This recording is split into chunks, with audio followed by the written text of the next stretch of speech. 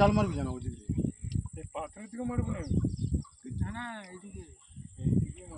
চলো জাল মারো চলো। ওর মরণ ছিল লক্ষণদার হাতে, মরণ হয়ে গেছে, বাঘে সব বাল ছিঁড়ে বসে বসে। শানদার লোকেশন দেখতে আছে তোমরা, দেখাচ্ছি ভালো করে। ব্রিজ এই ধার দিয়ে আসতে হয়। দেখতে পাচ্ছেন আলতা দোকানে মাছ ধরছে, পুঁটি মাছ ধরছে ওখানে। যতগুলো মাছ ধরি সব আমি ধরে দিচ্ছি, সব আমি।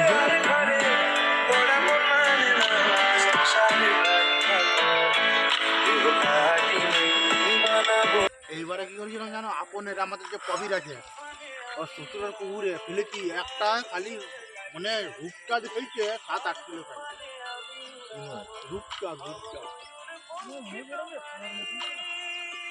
প্যারাসুট দিয়ে ফেলে, ডিশের মতো গোল, ডিশের মতো প্যারাসুট দিয়ে ফেলেছি।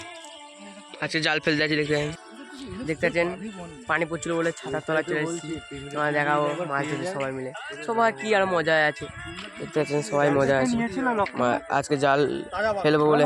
দেখতে পাচ্ছেন ব্যাগ নিয়ে চলে এসেছি, আজকে মাছ ধরবো। একটাও মাছ পাইনি। সকাল সকাল দেখতে পাচ্ছেন পানি, এদেরও পানি এদেরও পানি, এই সরু রাস্তা দিয়ে আমাদের হাঁটতে হচ্ছে। দেখাবো তোমাদের জালটা হচ্ছে এখানটা মারবো, দেখবে।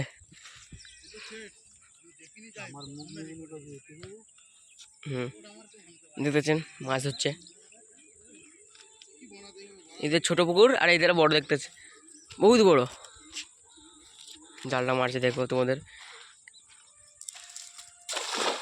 সন্ধ্যা আরে মেরেছে, দেখতে পাচ্ছেন।